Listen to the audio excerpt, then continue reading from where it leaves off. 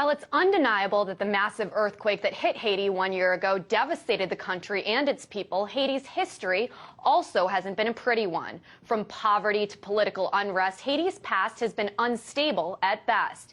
Here to talk with me about Haiti before and after the earthquake is Glenn Ford from the Black Agenda Report from our New York studios.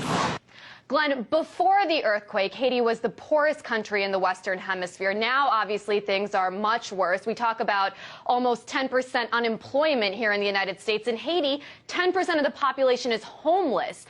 Just how bad are things in Haiti, and why is there such dire poverty there?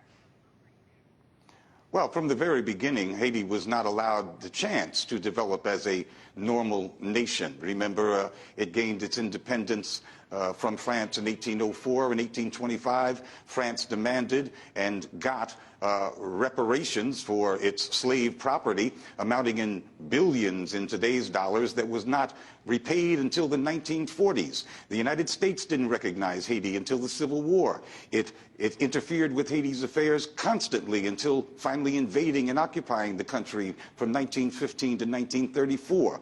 It imposed a constitution that allowed outside businessmen to take over property in Haiti. It imposed a military that proceeded to systematically loot the country for its own benefit and for the benefit of a tiny elite from that point onward. And the United States has repeatedly interfered with Haiti's development since. So, of course, Haiti's in bad shape. And, Glenn, you know, it's interesting, too, because Haiti shares an island with the Dominican Republic, yet the two countries seem to be so different. Why is that? Why is Haiti so much worse off than the other half of the island?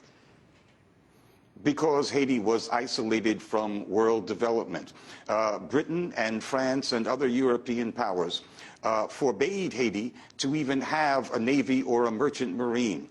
They decreed that any Haitian ship caught on the high seas would be seized and its captain put to death as if he were a pirate. So from the very beginning, Haiti has not been allowed to engage in international commerce, and its internal affairs have been intervened with repeatedly for all 200 years. Right, yeah, Glenn, I want you to elaborate on that. You kind of touched on this already, but what's been the United States' role in Haiti's history? After the earthquake, the United States pledged, I believe it was $2 billion to help in their relief efforts. But what was their relationship with Haiti like before the earthquake? I know that for a period of time in recent years, the United States had to cut off aid to the country. Tell me about that. Well, the United States uses so-called aid as a political tool in order to bend countries to its will. The democratically elected and extremely popular President Jean-Bertrand Aristide did not sufficiently bend to the will of the United States, and the United States, after exerting all kinds of economic pressures to immiserate further the Haitian people, then launched what was essentially a military coup against his government and overthrew him in 2004, forcing him into exile. They kidnapped him and put him on a plane to Central Africa, and then imposed its own government of the worst thugs that one could ever assemble, and call that their experiment in Haitian democracy. We have most recently seen an imposed demonstration election in which the two top vote-getters represented 6% and 4% of the electorate. Right. These elections... Glenn, I want to interrupt you for a second there. Obviously, there's so much to talk about when it comes to those recent elections, but I think this might be hard for a lot of Americans to understand. I mean, why would the United States invest so much in cutting off aid to Haiti and trying to topple its government? What made this little country so valuable to the United States anyway?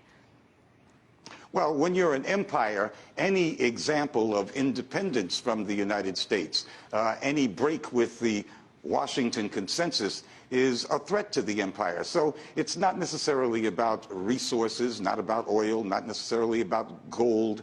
It's about the politics of the situation. If a little black country stands up and says, we want to be truly independent, then that represents a danger to the empire, not to be tolerated. That's why the United States overthrew the latest democratically elected government in Haiti and ultimately imposed its own regime. Haiti is now ruled by foreigners. It does not have sovereignty. It is treated as a protectorate nominally of the United Nations, but actually of France and the United States and the little imperialist Canada.